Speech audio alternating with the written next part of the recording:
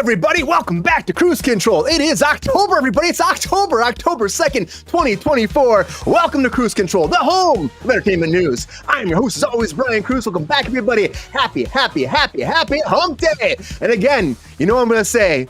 I hope for all the chinchillas in the world, you've been humping it up all day today. Yeah, every hump you could get in. If you haven't got it done, get it done after the show. Hump it up, the one you loved, the one you might met yesterday in the backyard of someone's pool. That was great, and you love that person. You're gonna hump them until you can't stop humping them, and that's fantastic because you love that person, or you just want to hump them, and that's okay too, because that's what life is all about. So hump it away, enjoy your life, and what's up, Queen? Good to see you. I'm so happy to have you all back here on Kruse Control. It'll be a fantastic fucking night, and joining me back is my resident intellectual himself, the frothy, foamy, sometimes stinky, inky, and sophisticated, our resident intellectual himself, Mike Casey. Right. How you doing, Mike? Good to see you, man. I'll take it. I'm doing great, Brian. That's what life is all about, huh? Humping on a hump day. It's what it's all about, man. Mm-hmm. How was your week been? A lot of people feel that way. My week is good, man. I've been taking my dog to the beach. I've been riding my bicycle fast. It's great. You know, a little self-care action. Hi, everybody in the chat. Hey, Queen. Everybody. Good to see everybody. Let's go find some honeys later if you got the time. Oh, Happy wants to go look for some honeys with you. We can hang out. I'm a happily married man, my dog. but yeah, we can chill. You know, we can paint the town. Paint the town yellow. There you go. I'm excited. I like that smile. Welcome to the show. We got a good show tonight. I'm excited to be on with people that I'm not always on with. Right? It's going to be fantastic. It's going to be terrific, yeah. And Captain Action, welcome to Kruse Control. Mike, it's going to be fun. Happy Wednesday.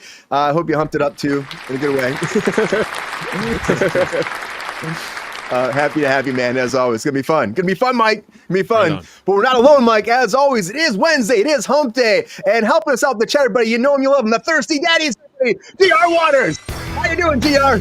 I'm good, my man. I'm good. How you been, GR? How you been? Good? Good. Drinking, but it's not non-alcoholic because it's not Friday. Oh, that's true. It's not Friday. So I mean, GR saves it for a special occasion, right, GR? GR. Know it. You have a good day since well, I guess it wasn't that long ago. It was Monday I saw you last, right? Yeah. No, I stayed inside all day today because it's too bloody hot. Way too freaking hot, GR. Way too hot. It's like the valley heat. Here in the valley. Freaking back.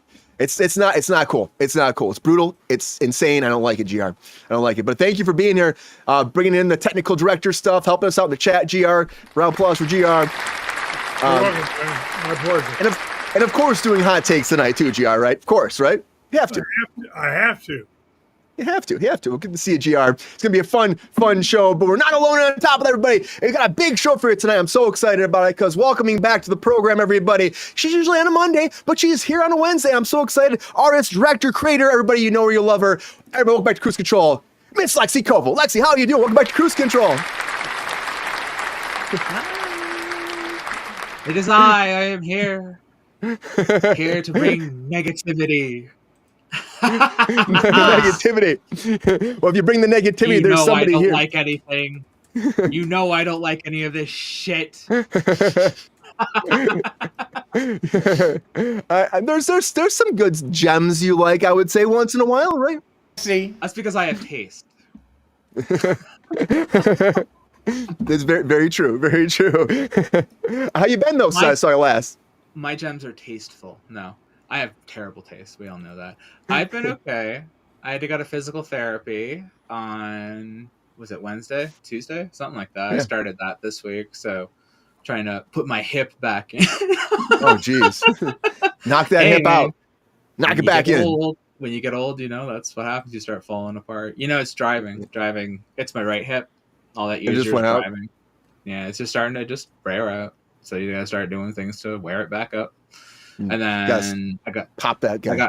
I got my COVID and flu vaccine, so I feel awful today. And I had therapy.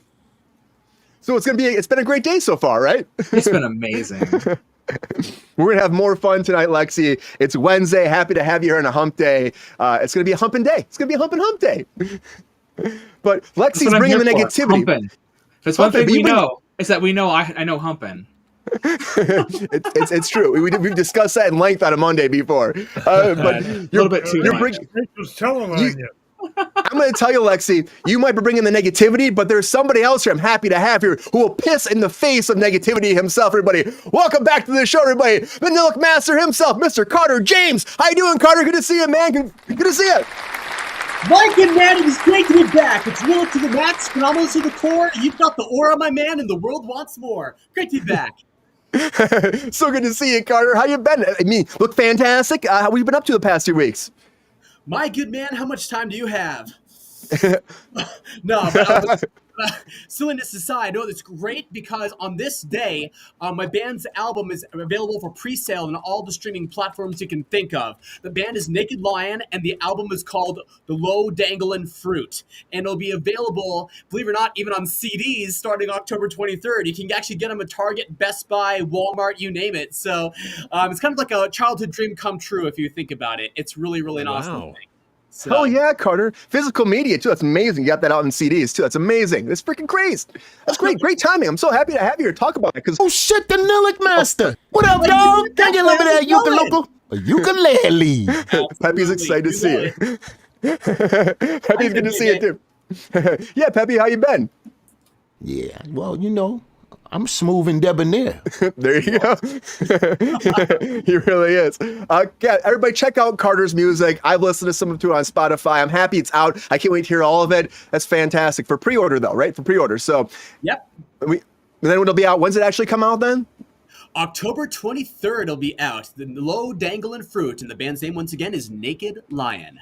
Hell yeah, Carter. Awesome. Round of applause. Round of applause for Carter, everybody. Check out his music. It's so cool. I'm so happy to have you.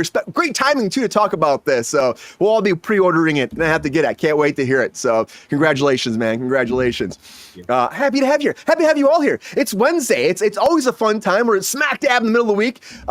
We hump it up that time. Mike's looking fucking classy tonight, too, as always. GR's rocking in the chat. Lexi looking sexy. Here we go, everybody. We're having a great time. It's going to be a fantastic Mike's night. got that beard on point. On point, Mike.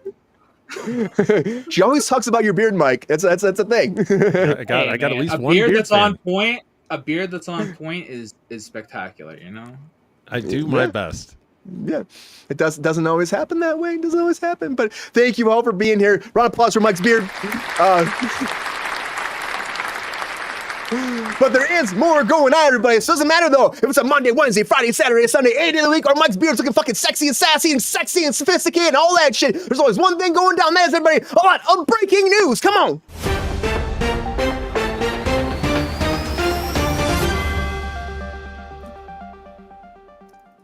All right, the very first thing I'll talk about is the Oscars, because apparently the number one choice for the host of the Oscars this year is Ryan Reynolds and Hugh Jackman. It kind of makes sense because, again, they're both singing and dancing people, especially Hugh Jackman. Deadpool Wolverine's like blowing up the internet, or blowing up the world, actually, I should say, and Marvel, and bringing people back to the theaters. So it's pretty freaking awesome. These two are great talents. It makes sense, but they are fighting for them right now. They haven't officially turned it down, but I heard there's an offer out there. We'll have to wait to find out, but I think they'd be a great choice to host the Oscars. And maybe Oasis can play there, guys. Maybe Oasis can play because they're back together. As we said, they've been playing in the UK. Now they just added some dates to North America. So if you're going to be here, you can actually see them in the US too, which is pretty awesome because it's been so long since they were together. Since 2009 they were broken up, and now they're going to do a live album based off this too, this whole tour, so people can actually hear it, because again, a lot of people will not get to see them live right now for this limited tour. But coming out, here's the dates they added for North America. They added August 24th,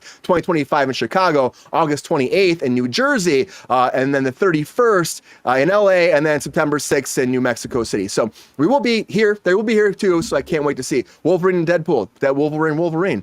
I actually will go to LA. I'll probably go see him here in LA because I love to see Oasis live. They're like one of my the Gallagher childhood brothers looking a little like Wolverine in that picture. Kind of, is that what they were saying? I kind of see it a little bit, right? I kind of see it. The Wolverine stuff going on here. It's interesting, but. Got the freaking chops. You know who really has the chops, Mike, though, is Pink Floyd. But Pink Floyd has sold off their music to Sony. This is something that happened. It's crazy. For $400 million, they sold their library to Sony to Sony Studios, Sony Music, I should say. But it's like the likeness and the music, but there are some little different things here, little catches here. The deal comprises of recorded music rights, but not songwriting, which is held by the individual writers. Also, name and likeness, which includes merchandise, theatrical, and similar rights, are not included with this deal. But Sony has been getting a lot more companies together, of course. More than $1 billion in catalogs they spent for, was it Bruce Springsteen, Bob Dylan, and Queen, too. They spent like over billions of dollars for their catalog, and now they've actually added Pink Floyd to it as well. So I'm surprised they sold it off, but you know what? It's a lot of money, $400 million. Hey, they've been here to do this for a long time. It's a good payday, and they still have some rights to their music. So they're probably a great deal over for all of them. So it's pretty cool. Who's got the raw deal right now is everybody that was fucking abused by P. Diddy. And P. Diddy has more stuff coming forward, guys. Now, over 100 people are ready to sue him now over all these sexual allegations, assault, rape, and sexual exploitation. And that's what the lawyer came forward and said today. And on top of that, some people have alleged that there's actually involved with all these sex parties and all sexual assault, 9-year-olds. 9-year-olds involved with this. Talking about pedophilia on top of that too, with this whole different case going against Diddy. 50 witnesses, over 300 warrants are put out there for people.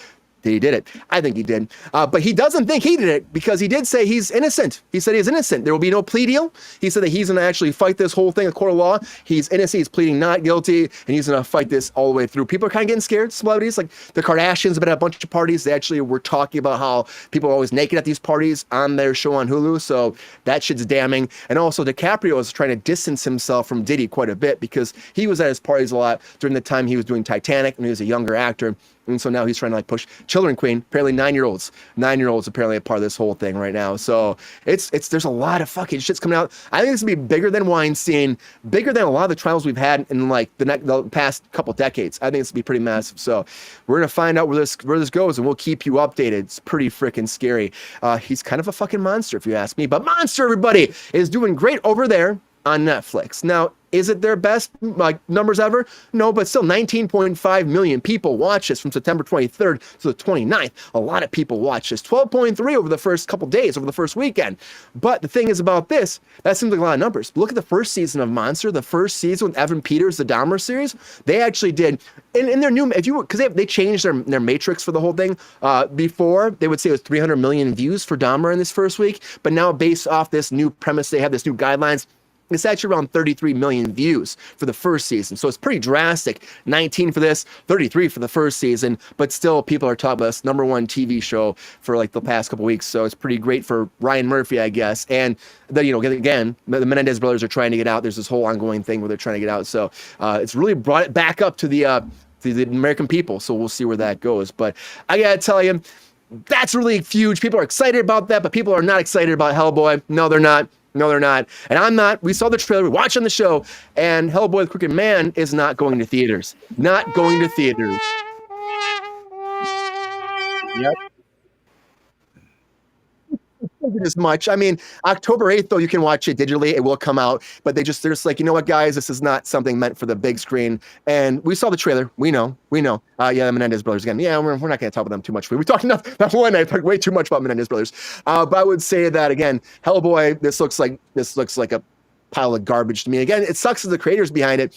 And he was actually helping with the whole process, but they didn't have a big enough budget, if you ask me. And they should have Guillermo del Toro or somebody else involved with it. I don't know. But nobody wants to see this. But people do want to see. Nobody wants to see this on Netflix. But there is some backlash. I actually worked on this production, so I have a little bit of excitement for it coming out. But it had 10.3 million views, 93% on Rotten Tomatoes. Of course, got Adam Brody in here and Kristen Bell. I worked for Adam Brody on this. I had the beard for a long time, guys. I was doubling for him. But he's a great guy, great cast, great people. And it tells the tale of a true life story, too. So, and it's about two people coming together, falling in love, and it's all based off reality. But there is some backlash because some people are saying that there's a lot of shade on how they're portraying Jewish people, especially Jewish mothers.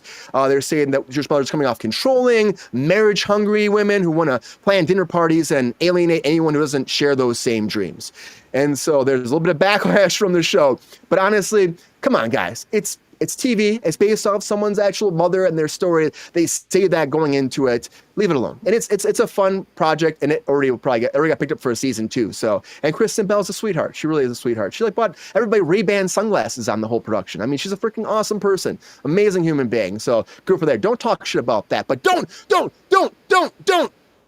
talk shit about Tron. Thank you, Yorick Graves. I've worked on a lot of shit. Worked for a lot of stuff. My MDB has a lot of stuff. It's been a freaking crazy 16 years out here. Don't talk shit about Tron though. But Jeff Bridges kind of did. Right, Lexi? Don't talk shit about Tron. You don't do it. Don't talk shit about Tron. Don't fucking talk shit about Tron. Too many people do. But again, Jeff Bridges talked about Tron Legacy, and he said, I didn't really care for this rendition of me, the younger version, because I kind of look like Bill Maher. And he's like, I look like Bill Maher. And so he said it freaked him out the whole time. And this recreation was just particularly not good. And he was like, whatever, guys, I understand what you're doing. And I get it. It was weird. The technology wasn't right. It's gotten better now, but I still love Tron Legacy. I can't wait for October 2025 when we actually get Tron Ares coming out, October 10th, 2025 to be specific, with Jared Leto coming in there. And again, Jeff Bridges is going to be in there too as a cameo spot, not as big. But don't talk shit about Tron. Don't do it. Don't do it. Speak no evil about Tron, but speak a lot of evil about Speak No Evil. I know people freaking like this. People have been liking this, like 80-some% in Rotten Tomatoes. I don't know why. Again, I like movies. I like almost every movie. I saw this shit, and it just didn't seem like it had a purpose to me. But whatever. It's a reboot. It's a remake. It's a redo based off the movie, the Danish horror Gesteren. I probably just butchered the fuck out of that, from 2022, and it's coming out digitally. So if you didn't get a chance to see it in theaters, it is coming out digitally on platforms. Started yesterday, actually, but now it'll be on Blu-ray and DVD on November 19th. So if you haven't had a chance to watch it, you can watch it streaming now, or if you want that physical media, everybody, a little bit of time, and it will come out. But speak no evil. And speaking of evil, I will speak some evil about Chucky, who got canceled. That's right, Chucky got canceled after 3 seasons over there at Sci-Fi and USA. And they wanted to do a 4th season. The creator of Chucky, who did the original movies and worked on this, had a plan for it, but unfortunately, the studio was not buying it. Now, they did 2 parts to season 3, and 4 months after season 3 came out, the last part, it has been officially canceled. So if you're excited about this, I'm sorry, guys. Chucky's gonna take that little knife and fucking get the fuck out of town. I'm more excited about Sherlock coming back, because this show, if you haven't watched it, so excited about this. Benedict Cumberbatch is so fucking good as Sherlock Holmes in this. There's like a BBC production that actually just kind of went to Netflix. It blew up. Martin Freeman's in this too. He's great. I worked with him before. He's an awesome human being, and I think they're a great cast, and they're a great Watson and a great Sherlock. And the producer came forward and said they're still holding on to the sets. They might be rotting away. Sue Virtue talked about this, but she said she's trying to get the team back together, and they're aggressively pushing forward to have this movie come out. A movie which they were pretty much 1.5 episodes, 2-hour episodes anyway, so, but it's very exciting, guys. And I'm excited about Sherlock. Bring it back. But a lot of breaking news, everybody. And I'm so happy to have everybody here tonight. It's going to be a great time. Happy hump. 12 years later, you're right, Rachel. Like, it just takes fucking forever for these BBC shows sometimes, especially this cast. I kept saying the cast is hard to get together. That's what it is. But Cumberbatch's working every fucking time, and Freeman's working a lot too on these Marvel things, everything else. So he's busy as hell. He's probably being a hobbit someplace right now too, because he did that as well. Which great. He was fucking great. He's a great actor. They're great actors. But anyways, I've had enough talk about all this stuff. You guys know how I feel about a lot of this, but this is that time that all my guests have to have just that 1 minute on the clock to give me their takes. What I'd say is there. You guys know what it is. Hot takes. Come on, let's do it.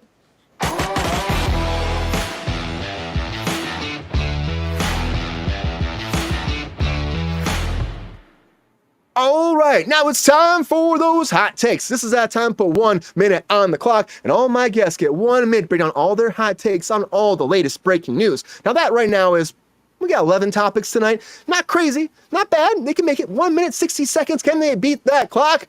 Or will they not? I don't know. But you know what? Doesn't matter if they get it or not to me. It matters to you, because you are the audience. You vote. You tell us who is the hot take master for this hump day edition, this first hump day in October. And I'm so excited to see who will be our hot take man, or woman, or person, or sophisticated being, or chinchilla tonight. That's what I'm saying. And Mike, as our our resident producer, hot take master himself, who's gonna go first? I'm struggling, Brian. So I think I'm gonna get in there up top so that I can just kind of sit back in my chair afterwards. Mike's gonna get in there first. All right. Yeah. And Thirsty Yeah, Daddy that's will what I wanna participating too. GR is here, and I'm so happy to see this, Mike. You're freaking taking initiative, man. I'm excited. I know you got this as always. So here we go, Mike. I know you want to get into it. So just fucking get into it. So here we go, Mike. Get frothy, foamy, sexy, sassy, sophisticated, and whatever. Hot takes in 3, 2, 1. Oh god, hot takes. Sorry, I'm chunking here. Queen, yeah, you're right about the Sherlock Holmes movies. We need some more RDJ. Jeff Bridges didn't like the way he looked in Tron. That's just his opinion, man. Chucky canceled. No, they didn't get a 4th season. I mean, it's astonishing they got 3, right? Let's see. Pink Floyd sells their music library. Get ready to hear Money on a Wells Fargo commercial and be sick of that shit. Hugh Jackman and Reynolds hosting the Oscars. I guess you got strong guy and a smug guy. Is that the combo you need? Oasis. Every time I hear news about Oasis and the Gallaghers, it just makes me want a cigarette for some reason. I don't smoke. Monster season 2. Yeah. Pop on to cruisecontrol.shopify/Menendez for your Team Menendez gear, which I'm Team Menendez now that all that new evidence broke. Diddy says he's innocent. Hey, he's not. He's gonna pull some culture war bullshit. Nobody's buying it. There we go. I'm not even gonna try to sneak one in past the explosion. Thank you, Brian. It feels nostalgic now. Practically, you've been too easy on the confetti and the stars for a while. It's good, Mike. Well, yeah. You tried. It was great. It was a great, valiant effort. Thank you. You tried. Actually, I wanted to get in there quick so I could get that Big Lebowski reference in before anybody else took it. That was why I wanted to do that. Well, I'm Mike, sure we were all sitting here itching for that mic, so good thing you got that. Yeah. we were so excited about it. Lexi, you're speaking up. That sounds like a thriller ready to go. Well, this mouth can't ever shut the fuck up. So he's passing the ball to Lexi. All right, let's passing the mic and making it happen. Hot takes time on a Wednesday. Are you still doing the 2 minutes if I win? We haven't been doing that. We stopped doing that. We stopped doing it. We can do that. I believe that's my fault, but I was just curious because there's one thing on there. I definitely got some shit to talk about. But well, I'm here. Well, yeah, if you win, you can, if you want 2 minutes, we'll give you 2 minutes. Okay, there you go. If you so we can do that again. If you win, you can either say moving on, or you can say I'm gonna take 2 minutes to break down how I feel about one topic, and then we're gonna go from there. So you can run the show. You can be the host of Kruse Control for a solid 2 minutes, and then I will take the mic back. But all right, Lexi, I'm feeling good. You feeling good about these hot takes? I am. All right, Lexi, here we go. Let's make this happen. Let's make some magic and let's churn that butter and bring people to the freaking table. Here we go. All right, hot takes time. Hot takes in 3, 2, 1. You got this, Lexi. Whoa! Hot takes. Okay. Hugh Jackman and Ryan Reynolds to host the Oscars. Sounds fun. Are they going to do it in their costumes from the movie, or are they just going to do it in suits? Diddy says he's innocent. You're not. Let's ask Usher what he thinks about that. Monster season 2, huge numbers. Stop making sexy killers, you freak. And I saw the third season. You're making a sexy Ed Gein. You're a freak. Same with Yellow Jacket. Hellboy digital release. Nobody gives a shit about this movie. Nobody wants to see Jeff Bridges and Tron. Nobody wants to look like a Republican who's really pretending to be a liberal. Speak No Evil release. Nobody cares about this movie. Chucky getting canceled and then Sherlock getting returned? What the fuck, man? You're gonna cancel a good show and bring back a show nobody gives a shit about? What the fuck is that shit? I'm so mad about this. I cannot even begin to tell you how disrespectful that is to Don Mancini. That's my hot takes. Everybody, I don't think so. Great hot takes, Lexi. Got it. Great hot takes. That's some competition for you, Mike. That's some competition. Yes. Yeah. Hot takes. All right. Tough to beat, Mike. What do you think? Are we gonna go to Carter James, or are we gonna send it over to the Thirsty Daddy? We're doing the full compliment tonight. Wow. Carter, Carter, bro. Carter. It's time. All right. I know Carter's ready. Carter's born ready, aren't you, Carter? Well, welcome back, Carter. Let's do this. Welcome back. I know you're pumped. You're amped, ready to rock and roll. Here come those hot takes. Let's make this happen. All right, Carter. Hot takes in 3, 2, 1. Hot takes. Hugh Jackman and Reynolds, I tell you what, the best Oscar duo on steroids. Mark my words. Oasis creating a live album that is lyrics to the max and phenomenal to the core, and please call my band Naked Lion when you're ready to tour. Pink Floyd selling its musical library? Why not? You guys are getting old. It's okay to cash in, make things happen after you die. Diddy says he's innocent. Bull fucking shit. Monster Season 2, huge numbers? Hey, make them even more. Pump up those numbers. Monster, bring the beast, and so much more. Hellboy, digital release coming? Hey, keep on coming. Why not? Nobody wants to see this backlash. Well, there's always been backlash. Someone's always got something to complain about. That's life. Jeff Bridges on Tron. Dude, Jeff Bridges, you're a legend. No matter what you say, believe it or not, I have ears to listen with. Crypto Evil release? Hey, keep releasing. Keep releasing. Chucky canceled? Oh my gosh. Chucky, ha ha ha. You're amazing. Ruben of Sherlock returning. Sherlock Holmes. Hey, you have the brain of an insane person on steroids. Keep solving puzzles in all those games. You're the best. Boom, shakalaka! Great hot takes, Carter! Woo! How's it feel, Carter? I'm going to Disneyland! Great hot takes! Thank you so much. I missed Oasis and Pink Floyd. I didn't hitch those because my camera tweaked out and I had to reboot. Oh, well, it's okay. So I didn't technically win. I mean, anybody can win, though. It comes down to the audience, really. Right, Mike? The Comes down to the fireworks audience. went off, yeah. Right. Yeah. All I'm just right, calling great hot myself- takes, Carter. It's good. You Yeah, keep- killer job, dude. Yeah, Thank killer you. job. Great hot takes. And Excellent thought. You actually now we got got- it. we freaking got it. Of course, Carter freaking nails his hot takes all the time too. Right? Carter, yeah, Those glasses, nails that's what them. does it. Thank you. It's the charisma, it's machismo, and it's the freaking. Okay, I'll stop, GR. All right, GR. Ready for those hot takes, man? Well, you saved the oldest for last, so why not? Hey! We don't use old on this show. Remember? You get youth deprived. We don't use it on this show. All right, GR. From the most knowledgeable on the show, everybody. Here we go. Hot takes in 3, 2, 1. Hot takes. Jackman and Reynolds gonna host, gonna look good. Oasis, a live album, that'll be their third for all those people in England that can't see them. Pink Floyd selling it for only 400 million. Well, maybe if the asshole Waters would keep his mouth shut, they might have gotten more. Diddy innocent? Yeah, right. Monster numbers? It's the trend now. Make killers into heroes. It's just what I always wanted. Hellboy? Who cares? Nobody wants it. Don't like dudes, I guess, in that show. Tron? We won't say anything bad about it because Brian would kill me. I'll pass. Chucky, no fourth season. Who gives a rat's ass? I do. Cumberbatch has the look of Sherlock. And that's all I got to say about that. We're done and out. Great. Great hot takes, GR. Sir? Yeah, great hot takes, GR. Need the beer can. GR is the only person in the show with a theme song.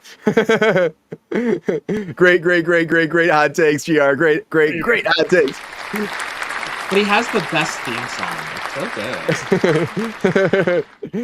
good. Carter's over here channeling Andrew Dice Clay and Lady Gaga.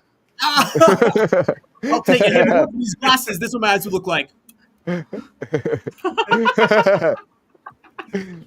Normal. Well, I think we lost Mike for a second. He's probably refreshing, but great hot takes. I'm starting right now, starting the poll. You tell me who you think should win hot takes tonight. I'm so excited about it. Great across the board, everybody. Really great across the board. It really is awesome. I think everybody did a fantastic job today, and it's happy to have the thirsty daddy pop in here too to bring in some knowledge with the hot takes. But let's go on the table a little bit as everybody's voting, see what we think about things, and see what people are kind of into the most here right now. So let's go with Lexi here. Lexi, so of all these topics, probably one of the biggest things, I'm trying to think of something we haven't talked about with you before. Let's go with Hellboy fast, because Hellboy is something we both talked about, like how it's like kind of was doomed from the get-go. Do you think this is just like what they should have gone with initially, like this is a digital release, or should they have tried to find someone bigger to take this on and make it a bigger movie than what they did with it? They need to stop fucking with Hellboy. Like, people who watch the movies have a relationship with the Ron Perlman one.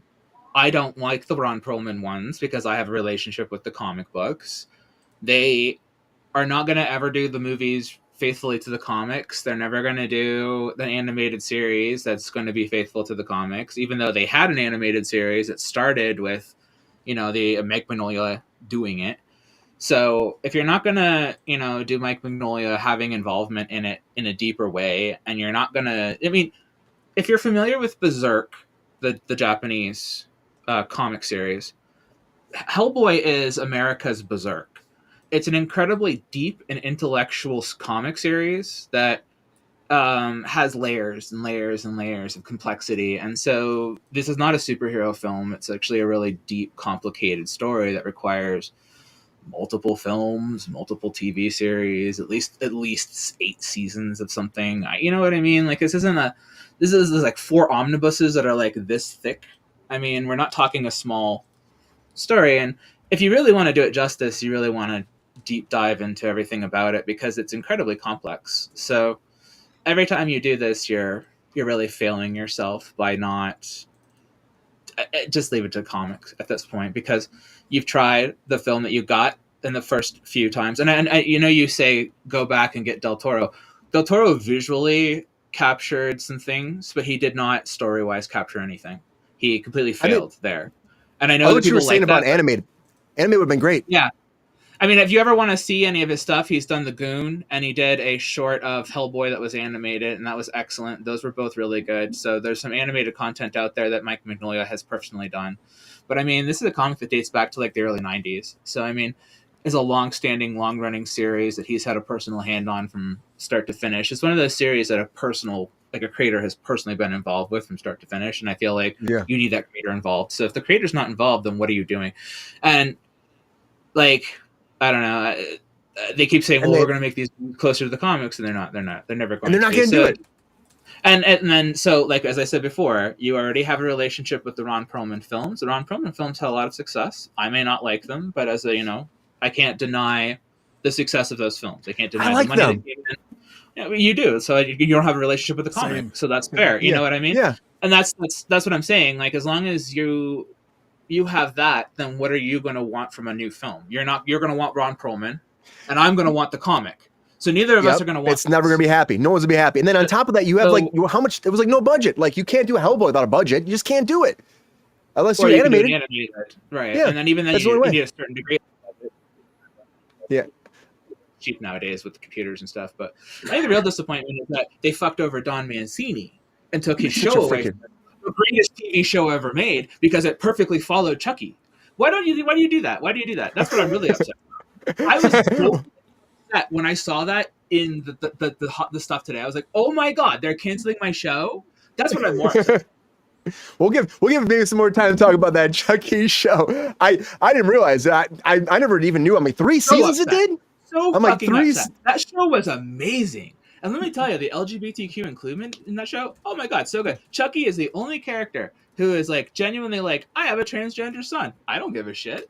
I don't give a shit about any of that stuff. That stuff doesn't bother me at all. He's so good about that stuff. I had no idea. Is amazing. It's an amazing character. Chucky is such a great developed character. Like, Don Mancini, people. That's it. That's all I know about Chucky. He butchers people. He's possessed the only respectful franchise. Like, when it comes to a franchise where the creator's been involved from start to finish, and he's been involved in every film, and he's had a hand in every single project, and he said, "This is how I want it to go," and it's wacky and it's insane and it's all over the place, but like, it's not something anything where you're expecting anything. You don't have an expectation, and it's okay.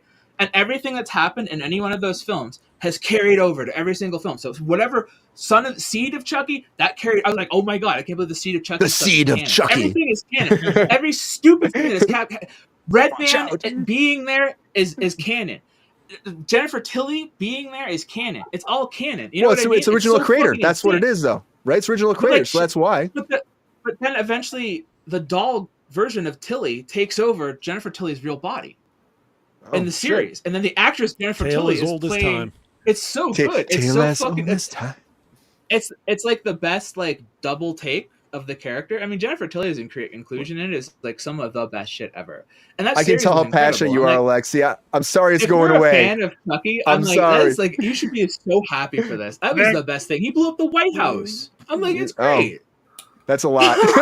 Chucky, who knew? Who knew? It's crazy. I mean, honestly, though, I got 3 seasons. That even the creator would say that's pretty awesome. But it does suck for fans like yourself, where you're like, what we do now? Carter, in the music scene. Oh, I did? Oh, that sucks. I hate when they do that shit. I hate when they do that shit. Guys. Yeah, that's Hollywood for you. Carter, the music scene, right? Are you more excited about Oasis coming back, or are you more of a Pink Floyd fan? This thing's like rocking your world right now, but I'm singing their rights off.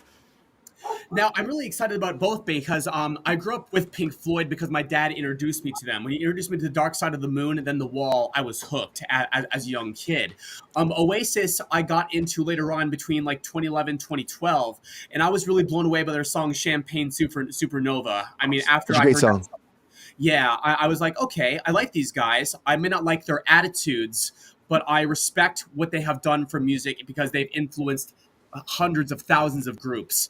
And I just hope that this time around with their new reunion, that the brothers can get it together, put the egos aside, and make the music about the music rather than the tension between egos, like I said.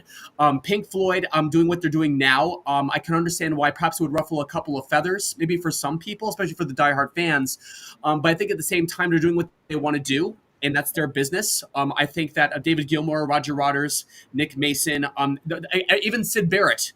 I mean, everybody who contributed to Pink Floyd has done a remarkable job. And whatever they're doing right now, I say they do what they want. Yeah. You think there's going to be some fan controversy, though? Like fans be pissed about this? They sold it off. You think that's going to be a big thing? Yes, I believe it will be because I think some people will think, oh, rock and roll sold out. I mean, Pink Floyd's one of the best rock bands of all time. Amazing. And I think yeah. Probably. I think people are going to take I think fans are going to take offense to it because I think there's an idea around Pink Floyd as being like that band that doesn't do that. They're supposed to be the like anti-commercial, anti-whatever band. Not to cut in, but I'm like, I definitely see fans specifically of Pink Floyd being horribly pissed off about this. It'd be like when Michael Jackson bought the Beatles catalog and sold it out. It's the that same was a big thing. And it's I know they've got an album I feel cover like it's of on the them same level. shaking hands with an executive that's on fire. Like, yeah, it doesn't get more obvious than that. Yeah, they have a song. They have the song "Money." They have an entire like the wall is literally about all of that kind of stuff. So I'm just like, I find it interesting that they would go this route, but I mean. Mike, are you shocked about that? Because I know Mike's a big fan too. Mike's loved Pink Floyd for like almost his whole life, right? So is this something that surprised you, or do you think that this is a good deal too? I mean, I've followed kind of the difficulties that the band has had for lots of years, so I know it's caused them a lot of stress just having to kind of have all these discussions, like talking about money, talking about rights. And I don't think any of those guys have ever had the stomach for that crap, frankly. So at this age, I think that they're probably just happy to be rid of it. Like the only thing I'm not looking forward to is hearing Comfortably Numb on a fried chicken commercial. It's not going to be long. It's not going to be long is the thing. Yeah. You're going to be seeing that all over the place. Like money used in a bank ad. 100%. And that's what they always do. They appropriate it completely differently. Like, like Fortunate Son from CCR? Like, all you hear is about, like, born to wave the flag. Like, that's not what that song is about, bro. Same with Bruce Springsteen's Born in the USA. Like, It's Reagan- completely. And they own the rights to that That too. campaign, that was perfect for You him, guys right? forget they've been trying to sell this stuff for 15 years, and Roger Waters finally shut his bloody mouth about how great Russia is at killing people, and they finally sold it. It cost them hundreds of millions of dollars because he wouldn't shut up. That's probably a good point. I wonder if that did affect the price that they got in the end. Well, Oh, they I were bet it up did. 500 million 8 years ago, and Roger Waters started running his mouth, and the offer was pulled back. What's the fucking difference between $500 million and $400 million? $100 million. 100 million. Okay, I guess. Right? 100 million bucks. Yep. That's a big deal, but I'm excited that, there's a good conversation here, and maybe it's great for the band now, and they were able to make that money, and it will help them in their older age too, or their youth-deprived age, I should say, because honestly, they're a great band, and they deserve some R&R. We also deserve a winner of Hot Takes, and we do have a winner, everybody, and I'm so excited because it's Hump Day, and it's the first No contest tonight. No contest. Well, we don't know who won, Mike. We have I no know idea. who won. I can see right here in the YouTube window. Oh yeah, Mike's cheating. Mike's cheating. But anyways, we do have a winner. Head's gone. We do have a winner. We do have a winner of Hot Takes, everybody. So everybody brace yourself. It's great. Happy Hump Day. And our winner of Hot Takes for this Hump Day in October is Carter James, the Nilic Master. Congratulations, Carter. Great Hot Takes. Thank you so much. Wow. Woo. You guys, thank you so much. How's it feel, Carter? There's a lot of popping circumstance happening. You earned it. Max and comfortably numb. Wink, wink. Carter definitely earned it tonight. Great hot takes, Carter. Great hot takes. Great hot takes across the board.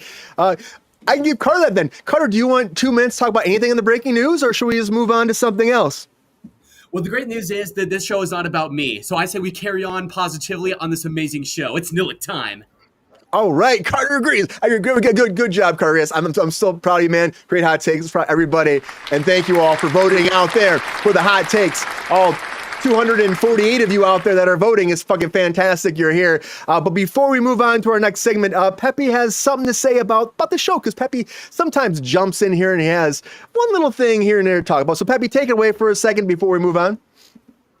Yo, player, if you enjoyed this video, please like and subscribe and hit the bell to be notified when we are live. And if you are able to join our Patreon, please join. Because the Pep Star needs more snickety snacks. Because I'm hungry. Holla back. Love y'all. Takes, great hot takes. I'm so happy you've all been here, but we got a lot going on Kruse Control. As always, it is Hump Day, and I'm excited to talk about something because this trailer came out for a project I've been hearing about quite a bit about Robbie Williams, and I am not sure about this for a biopic, but we got to get into it. So let's watch this trailer in Trailer Talk. Come on.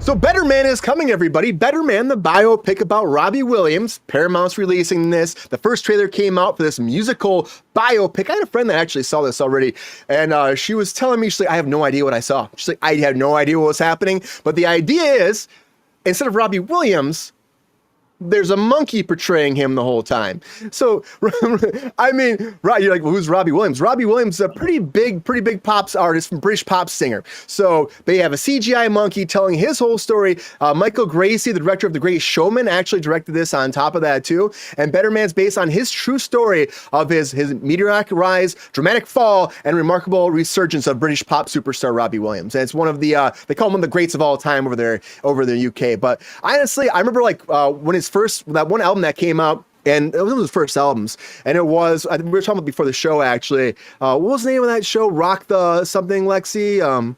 Rock DJ was his first song. Rock DJ. And he's like pulling his body parts off. It's like spinning around. If nobody in the chat has seen the video for Robbie Williams, Rock DJ, please go watch it after the show, like immediately. It's one of the greatest music videos you have ever seen. I'm not even kidding. Like, it's so good. He's just strip teasing until he's right down to his skeleton. Yeah, it's like the coolest thing. It gets grotesque and it's like so good. It's so funny. It's so like over the edge. Robbie Williams is great. I love Robbie Williams. Well, this is interesting trailer, but let's watch the trailer and we'll talk about it. So here's the trailer for Better Man. I know what you're thinking. What's with the monkey? It's so white. I'm Robbie Williams. Okay, that's a chimp. That's not a One of monkey. the biggest That's a pop great ape. stars in the world. Yeah. He said monkeys. Possibly a bonobo. Evolved. What motivated this decision? I don't know. It makes perfect sense to me. When you told me it was him, I'm like, hey, it makes sense. Is this just how he views himself? Yeah, apparently, I guess. You've got to risk it all, whatever it takes. Whatever it takes. This is the problem with biographical movies while the person is still alive. They all want to turn themselves into great apes. Right, Queen? British accent.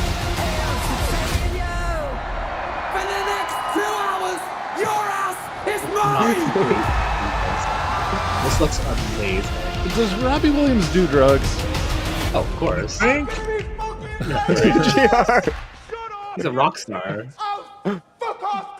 Hey, listen, coming out January, officially, but December, starting in January. I had a friend that watched this and she was like, you get these like screeners and they're like, oh, it's a big musical coming out. And she's like, oh, must be wicked. And then she got there and it was this. She's like, what the fuck is this? And I've known Robbie but she was like, she wrote a really bad review about it. She said it was horrible. She did not like it at all. Horrible review about it. She said it was a waste of her time. It's a weird premise. I mean, I get doing a biopic, something different that catches people, but a chimpanzee, right, Mike? It's a chimp. They said monkey and all this stuff, like, oh, it's turning into a monkey. I'm just going with what they're saying, but really chimp. It's a weird premise. Carter, do you, as a musician, do you know Robbie Williams, and do you think this is a good idea for him to portray himself as a chimpanzee in his biopic? So I am vaguely familiar with Robbie Williams because I remember him being a member of the band Take That. So that's where I was first introduced to him. But yes, I think the concept of him playing another animal outside of a Homo sapien is a very intriguing and very dynamic way of viewing Robbie Williams. So the trailer itself really intrigued me. I think that the way that CGI is these days, the way that technology is in our movies and our entertainment in general, is going to make everything even more spectacular. So, based on that trailer alone, and observing, such an amazing entertainer like Robbie Williams, I think this will be a very Nillick to the max way of viewing entertainment, especially his story moving forward. Could this inspire, Carter, more people to do kind of outside the box representations of their career in a biopic? In every capacity, yes, because I think the way that we are these days, given what social media is, given what technology is, what we have in our fingertips every single day, no pun intended, I think that is going to encourage a lot of artists, not just musicians like myself, but artists of all kinds to really dig deep into different ways of creativity, especially this kind of art that Robbie Williams is being portrayed in. I guess my big question for you too, Carter, is when they make the Carter James and Nillick Master biopic, what animal will you be, or would you be a different person altogether, or creature? Oh, wow. Well, I think the best thing, let's see here. I think it would have to be a mix between my three favorite animals, which is the number one, the frog, number two, the buffalo, and number three, the cheetah. So that'd be a very dynamic animal, no? But I'm pretty sure someone will come up to me and go, Mr. Carter Nillick Master James, we'd like to do a biotopic of you. Hey, go ahead and do it. Just please tell the right story. If you want to exaggerate shit, please let me know beforehand. Let's make the magic happen. Let's make it happen. That's pretty awesome. That's a good combination. Carter. I'm just really intrigued by this whole idea of Robbie Williams as a chimpanzee. It blows my mind. Lexi, I know you say you love Robbie Williams too. Does this make so much sense for you? And are you gonna be one of those people that watch this and go to theaters to this like day one? I grew up in Canada I was living in Canada in like the early 2000s, like when this guy was big, and Canada loved him. So I saw a lot of his videos like on Much Music and stuff growing up. He's like one of those guys who, like, the Rock DJ video was one, but all of his videos, he does this like weird stuff where he like CGs himself or like dances with a robot or like he's got all these kind of like really gimmicky. He's a bit cheeky, right, mate? So like, you know, that's kind of his thing. It's just who he is. It's like he's known for this like tongue-in-cheek, sexy humor, and he's a bad boy. Like, but like that's what he is. Like he creates like he's a pop star in Europe. He never really made it over like in America. He had like a couple of songs that made it over here, but like in Europe, like we were talking about in the chat, him and Jamiroquai, oh my god, they're like huge over there. And I said he lives in a castle. Like he's a character. And I watched, if you can find the MTV Cribs about his castle, if you can find it, it's really funny. He's hysterical in it. Like he's a trip. I'll watch that. I think that this is perfect. And I know that it's probably going to make a lot of people who are unfamiliar with him go, what the fuck is this? And be like, I don't know what this is. But for Robbie Williams, this is exactly what he should do. This is exactly how he should handle this. This is perfect. I can't think of anything better handled. Like, way to go, bud. I am so proud of you for doing it this way. Because, like, this is exactly what he does, right? Like, this is in his wheelhouse 150%. And I'm not, like, a huge fan of his music. I'm just familiar with him in grazing. You know what I mean? Like, I've seen him, like, in passing and stuff. And everything I've seen shows me that this movie perfectly is encapsulating him as a character. And I think it's, even if it doesn't kill in the box office, I think it's perfect regardless. And I think it's going to be what he needed. You know what I mean? Like, it's not always about like making the money, as long as the work portrays you well and the work is a good final product of who you are as a person. And I think that's what really matters. And I think if fans watch it and they embrace it, that's what matters, right? Because we're not fans here. We're sitting here having a conversation about it. And that's really what it comes down to. So it's not really about like what we think. I can't hear you at all, Brian. Oh, you couldn't hear me. That's why I'm like, you can't hear me.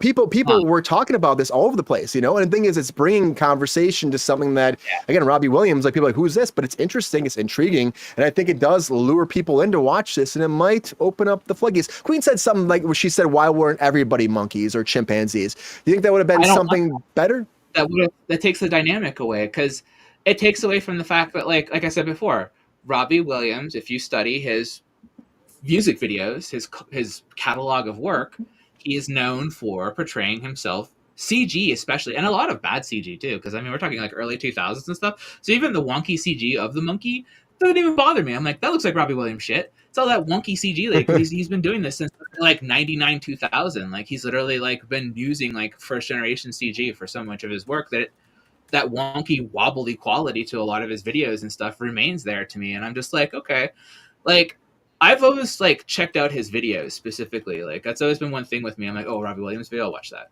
because of the uniqueness of his quality. I don't care about his music. I find the uniqueness of his videos like so interesting. And so no, he should be a monkey and nobody else should, because that's who he is. He's a guy who, it's the same as like, you know, if you did a Daft Punk movie, should everybody in the movie be a guy with a robot helmet, or should Daft Punk be the ones with robot helmets, right? Like, good point. It's like Robbie Williams is the guy who puts these weird little CG characters over himself for his videos, is what he's known for. So then let's have his biopic be him in another CG character. But he picked the proper animal to represent him as a person, right? He's a bit of an ape. He's a bit of a like schlub. He's a bit of an asshole. He's known for being an asshole. Yeah, he's a drug addict. Yeah, he's this. He's that. You know what I mean? Like it's weird.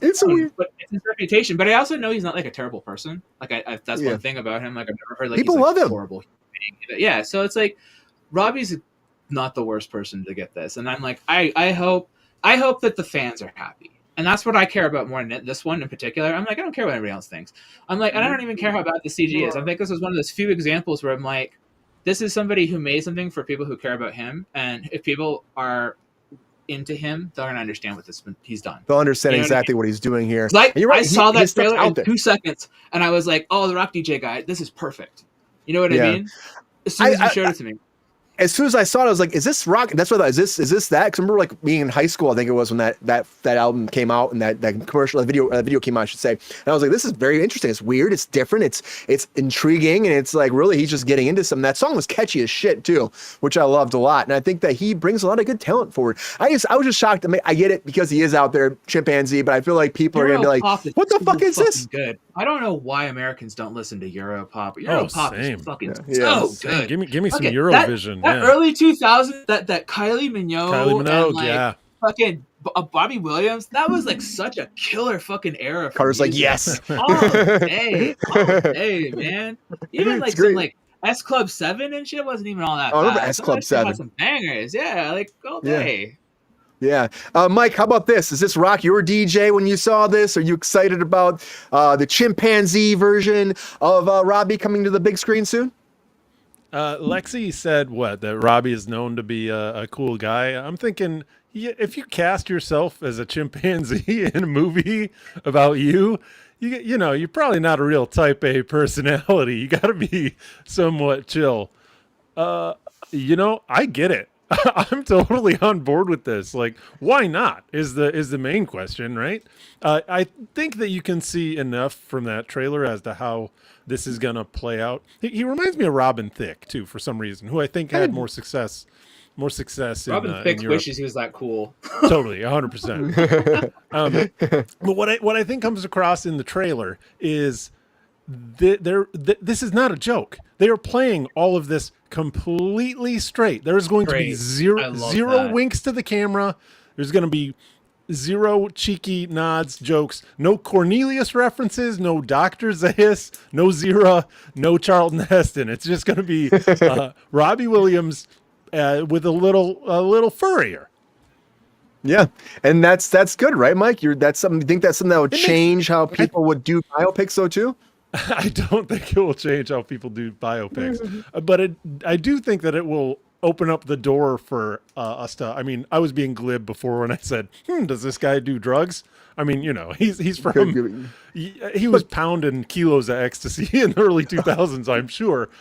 But I think playing it straight like that is actually going to open it up for people to be like, "Oh, are they saying something here? Is there some sort of metaphorical connotation that we should be pulling from this?" And, you know, the sky's the limit with where the internet is going to go with that. But playing it straight the way it appears, I think that's a good choice. But it could turn people away, though, too, Mike, couldn't it? It could totally turn people away. You think they want, they want their chimp to be all circusy and goofy, right? Well, I just think they might be like, what is this movie? You know what I mean? They're calling this a biopic, but there's clearly a chimpanzee here. So you think it's just a marketing gimmick that might totally backfire then? I kind of think so, a little bit. I do.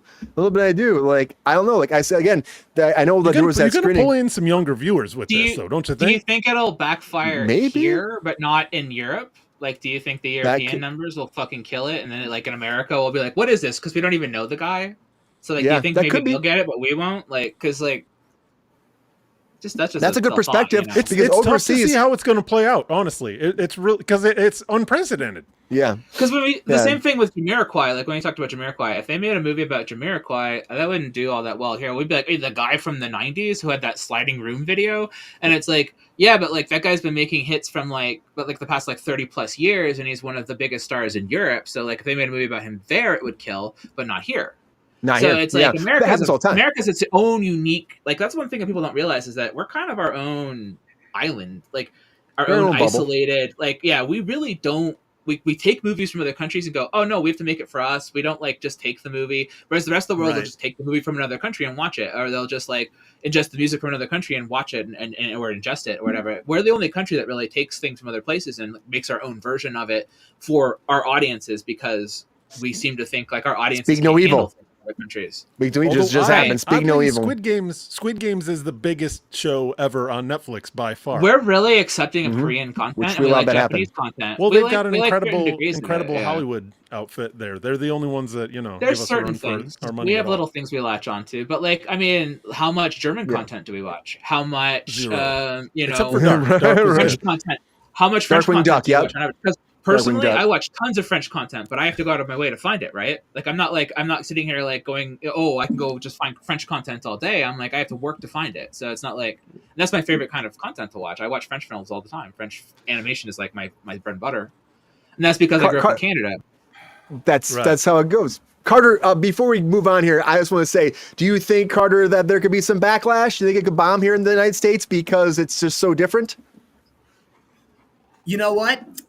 the fact of the matter is that there's such an audience for everything these days. You just never know. Could this be a bomb? That's a possibility. But at the same time, you know me, Brian, I love to give things the benefit of the doubt. So hopefully this 100%. will shine to a certain kind of audience here in the States. I think that'd be very Nillick to the max and so much more. There's always an audience for everything and for everybody. So I'm really thinking positively that while there may be backlash, I think the controversy of that backlash will inspire people to go see this project. Yeah, that's a good way of putting it, Carter. I think so too. Hopefully that we stay positive. People will get something out of it, and they'll be excited about it. And you know, I mean, it's just something different. GR Dilligaff or thumbs up. Dilligaff, I think it's a piece of trash. And there you go, everybody. I watch foreign films. I'm foreign, for Christ's sakes. You know, this country is almost 500 million people. We've got a little more clout than she gives us credit for. German music, I don't speak German, so it's kind of hard to understand half of it. Hey, Hasselhoff. He's so out there. You asked my opinion. I said Dilligaff, piece of trash. There we go. He makes a cute monkey. Yeah. Well, that cute monkey's coming in December, everybody. Robbie Williams, Better Man is coming. And if you're excited about it, please let us know if you want to see it or not. But, you know, there's also a lot of stuff that we've been talking about. We've done some DC talk on Monday. We got more DC talk because there's this Batman universe is crazy right now over a DC universe. We got Pattinson might be sticking around. We got this whole new Robin movie coming forward too, guys. Can we talk about that in Comic Corner? Come on.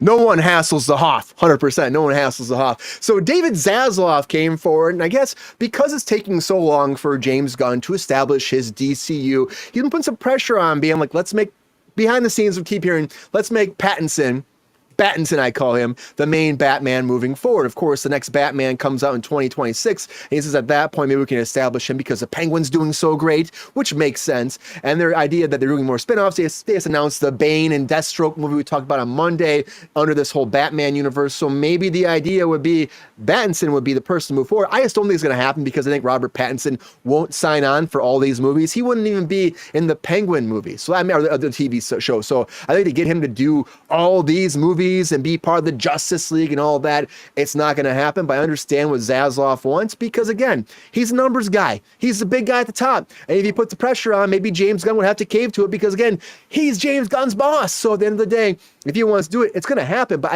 you take a lot of money. They throw a lot of money at Pattinson to make him do this. That's what I think. And I think at the end of the day, they'll have to go with somebody else. And they'll get the Brave and the Bold coming. That's a whole different thing. Older Batman, young Robin, I'm not sure. But also the Robin series too. Robins, they're doing a Robin movie now, everybody. It's called an animation called The Dynamic Duo. Now, this is something that Sean was saying in the chat, but they're doing this animation version. It sounds very interesting. It's about Dick Grayson and Jason Todd, aka the Robins, in their early days. And the storyline isn't connected to Matt Reeves' Batman. It's not connected to anything right now. It's this whole different Batman universe that's animated. But the cool thing about this, too, it's CGI with practical elements of stop animation and stop motion, along with live action, real-time performances. Really cool idea, I think. And I love the idea of getting back into showing Robin in a different way. But I would say this, so with what's going on in DC and Batman and Robin and all that emo Batman, you're right, Queen, it's going to be tough for them to navigate this. As I said before, when you introduce a whole Batman and you continue that going forward, it causes issues with your whole timeline and your whole thing. I mean, the Joker's very confusing enough, but that's not going any further after the second movie. But I would say that if they want to do it right, it makes sense to make Pattinson the guy, but I just don't think he'll do it. I just don't think he'll do it. I think they have a lot of irons in the fire, and they're figuring it out. I just don't see them getting him to sign that contract, but I do love the idea of doing this animation shit. It sounds really fucking cool to me. I'm all about the dynamic duo coming forward. Mike, what do you think, man? We don't have Sean here. We missed Sean. We saw him in the chat.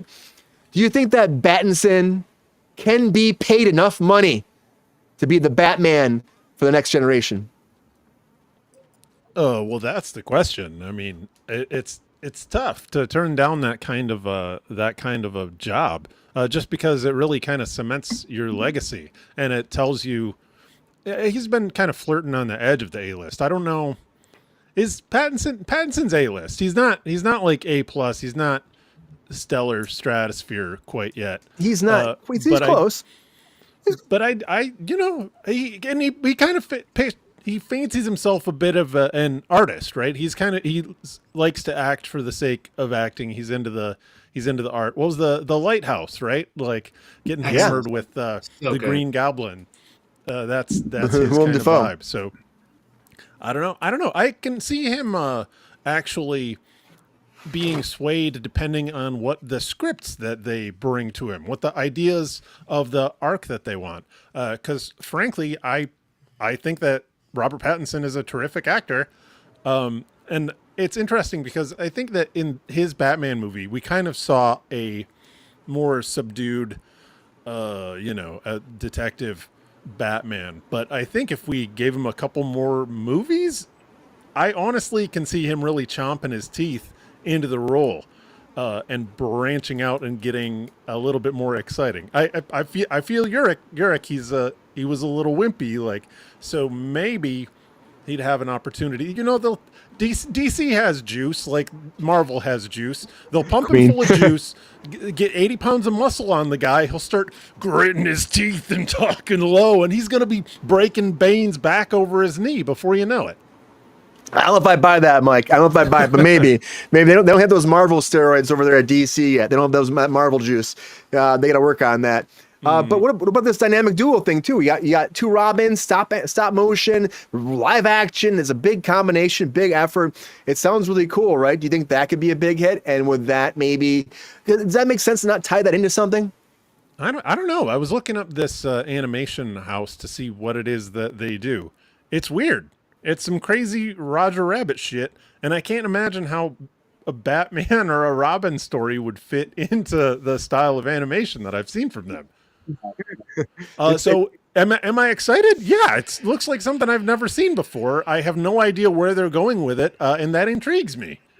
Yeah, I like that. Something different. It's something different. And always, I would say that their animation has always been the best, I would say, at DC. I feel like they've always beat Marvel in that universe. I think whatever they're doing there, I think will always have success. I'm excited about what they're doing with the Batman. And then the Brave and the Bold, I'm interested about that. But if Zaslav has his way, I don't know how they could do that movie with Pattinson. I don't think it would work. There'd be like Elseworlds and its own different thing like they did with the Joker, which again, as people are saying in the chat, it's dead on arrival because it's not getting good reviews. And again, everybody over there, like Todd Phillips said that he's done after this one, and there's no Lady Gaga spin-off coming if you guys want that. And it's getting kind of hit pretty hard right now. So we'll see. I'm still gonna see Joker 2, but I think that there's a lot happening in this DC universe. Carter, what do you think, man? Can Pattinson be the Batman, the perfect Batman moving forward? Can they pay? Because I think it's a money thing for him. It's got to come down to money. He also says that his craft, he wants to do other things. Hence why it was hard to get him to do the Penguin series on top of that. But do you see him being the man to be Batman moving forward to DCU? And can Zaslav make that happen?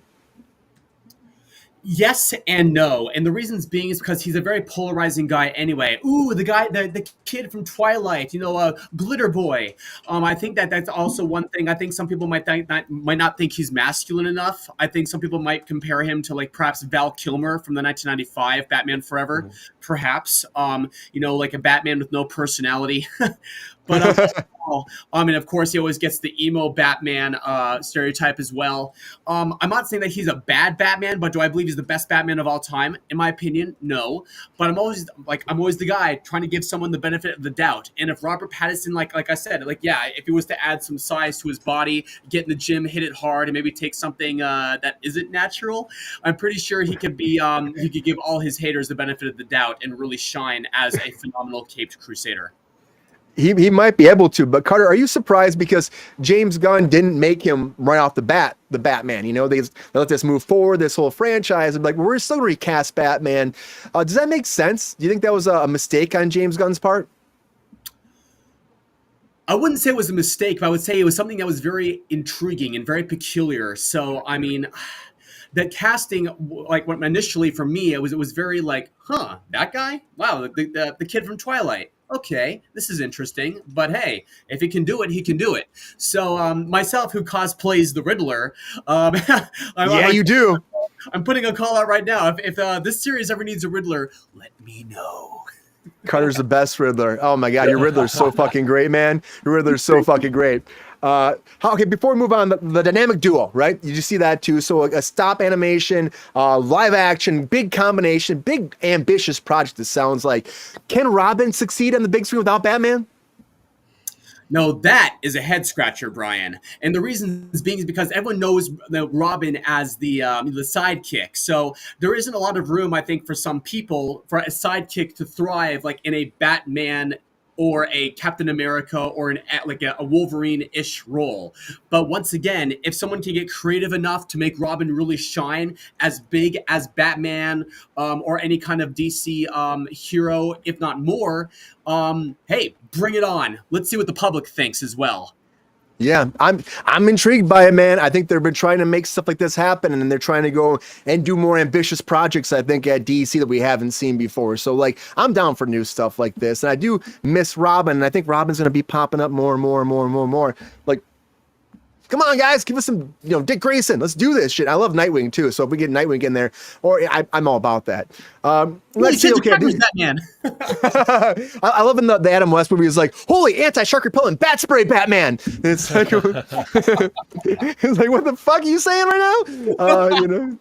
I'll take it. I'll friggin' take it.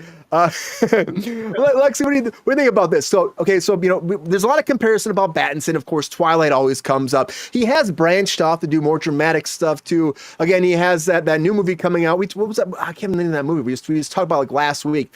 But he's got a lot of dramatic stuff coming forward. And I'm really excited to see some of these projects that he's bringing forward now later in his career. That he's been kind of moving away from that kind of world that he used to be trapped into. And the Batman performance was very emo at times. People said, is he not big enough, whatever. But do you see that they could, because again, he's trying to go into that kind of indie kind of feel Joseph Gordon-Levitt did for a long time. Do you think there's any way that he would actually do this? Because it was hard to get him to do a second one on top of that. So do you think they can get him to do more and become the DC Batman? Long term, I'm not totally sure how you keep him.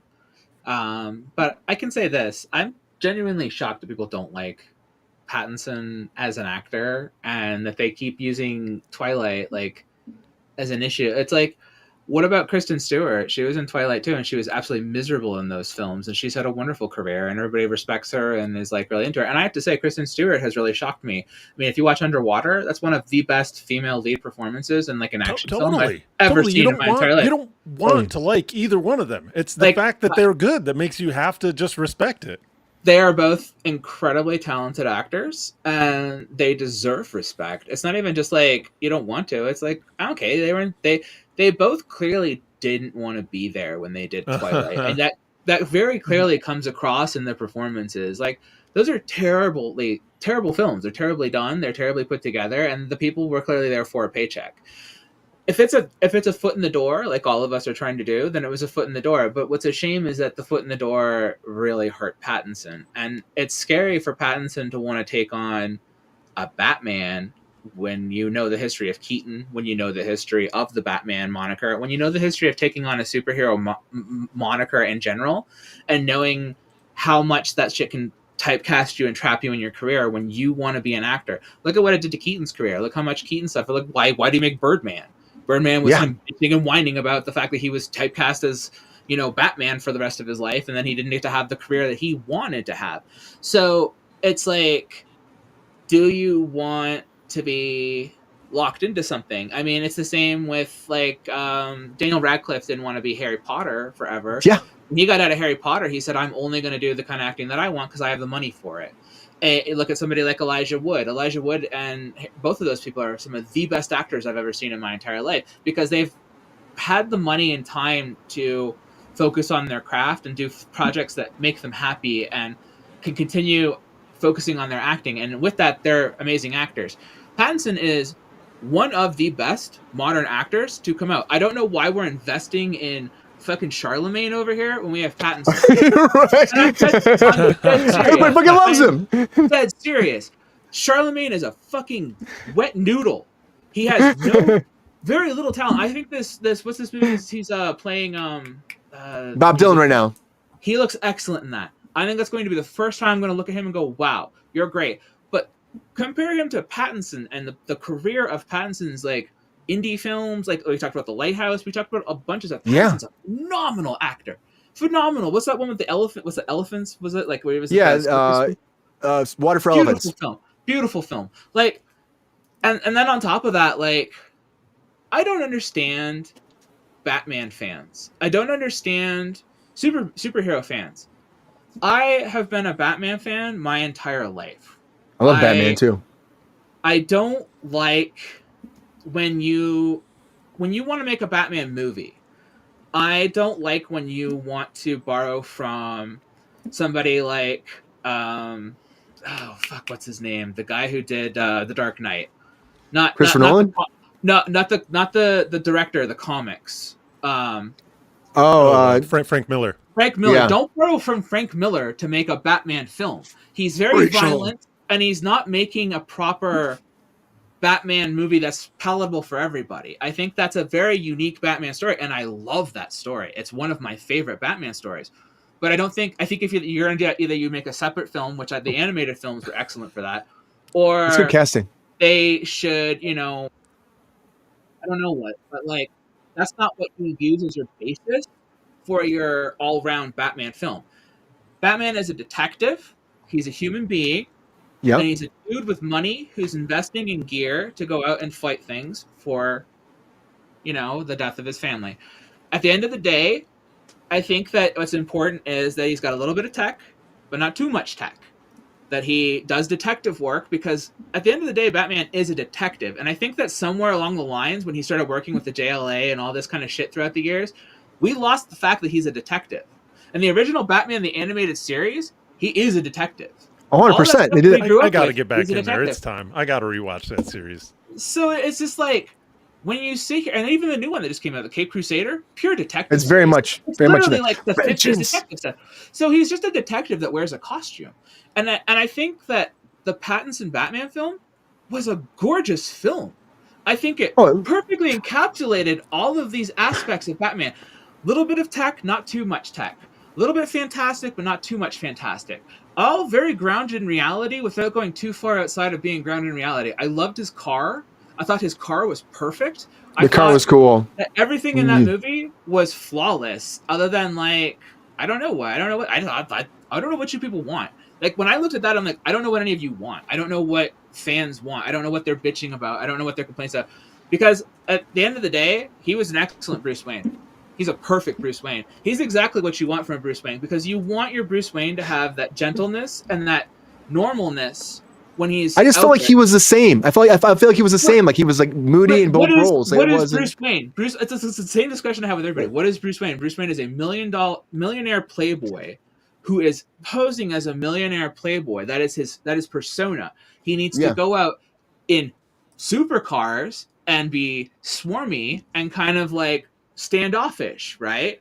But Pattinson didn't talk to anybody. He just had like his hoodie on the whole time, and he wasn't sophisticated. He did a great job. I thought he did a great job when he was doing the scenes where he was being that. He looked like he just woke up from a hangover. He looked like he just rolled out of bed. He was great in those scenes. I think the two best people who did Bruce Wayne well are Ben Affleck and him. I think those are the two best Bruce Waynes. And I think the best Bruce Wayne is the suit is irrelevant. Whoever's in the suit is irrelevant. It's always irrelevant. I think the best Bruce Wayne, you can put a body double.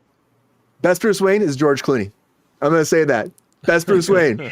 Because he is, and in real life, that's what he is. He's the smarmy, rich guy that gets all the women, and that's what he played it as. His Batman was fucking a horrible Batman, because he was just George Clooney and a Batman with bat nipples. Yeah. But he was when he was like flashing the card and shit like that. I'm like, that's what I expect, like this smarmy, charming kind of guy that all the girls want to fuck. That's what I think about when I think about Bruce Wayne, and all the guys too. The guys want to fuck Bruce Wayne too. Everyone wants to fuck Bruce Wayne, you know. Oh yeah. They want his money, his power, and his presence, Absolutely. you know. And I get you, George Clooney's perfect. I agree with you on that one. Yeah, but that's why I wanted from Batman. Bruce Wayne is emo. The movie is a dark film. It's not emo. It's a dark film. He puts black around his eyes so people can't recognize him. I'm like, he's done that in every Batman film. That's not anything new.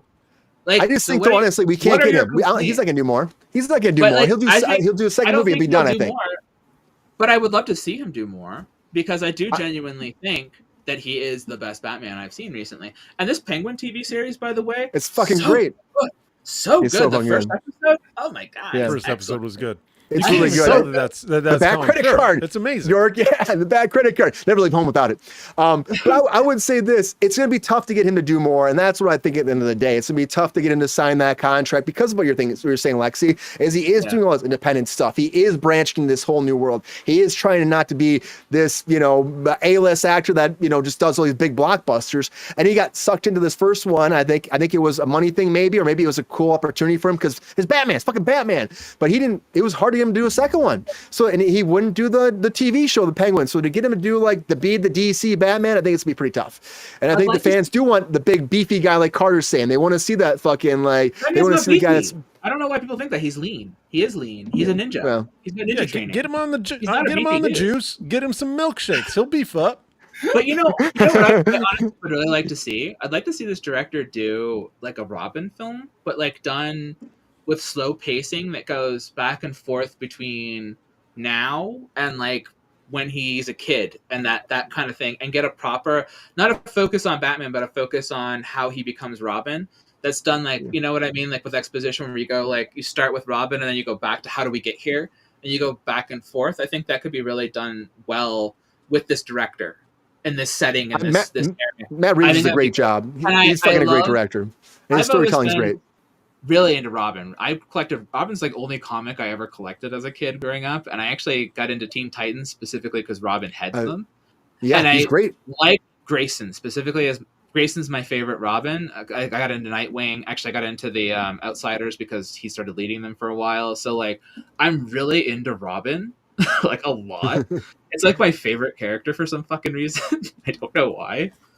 Well, he's again, a lost soul that Batman saves. And I love Robin too. I think that we need more Robin in our lives. We're going to get that too. Carter, how do you make Pattinson? You're the big workout regimen person too. Could you make Pattinson the people's persona of what Batman should look like with the regiment? In many ways, yes. I believe that there's a high demand for that. Absolutely. At the same time, I can understand why there would be maybe a cynicism towards that. But overall, I mean, like, I think that if Robert Pattinson, like, say if the hiring team found somebody to actually get him on a regime to look as buff as, like, say, hey, Wolverine, for example, I'm pretty sure that the public would have no problem seeing a buff Patterson.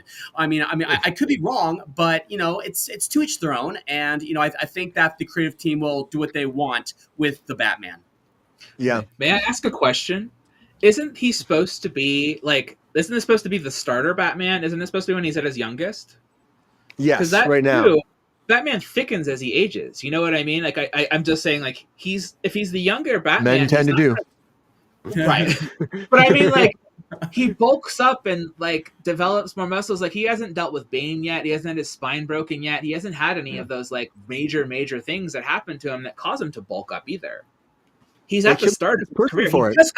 He didn't even have a car at the start of this movie. He had a motorcycle. Yeah, that's still why I'm like, I don't know why they didn't just like make him the main Batman moving forward, as opposed to having this whole Elseworlds and you're going to have all these spin-offs of it. I think it's just convoluted and it's a problem. GR, before we move on, man, what do you think? Pattinson is your Batman forever? No. No. He's an incredible actor. Worst casting for Batman I've seen yet. That tells you a tale. There's a lot of people that think that same shit too, GR, so you're not alone. I'll give Lexi credit. Batman wasn't a superhero. He was a detective. Mm-hmm. He used his money to get the tech to fight it. And he did start with a car.